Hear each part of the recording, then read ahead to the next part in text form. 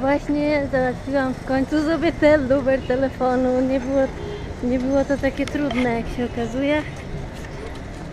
No i wracam z radia z tym kolesiem. Ogólnie zaczynam się zadomawiać, a zostały mi niecałe 2 tygodnie. Niecałe. Właściwie to tydzień i 4 dni. No nie wiem, co teraz począć. Nie wiem.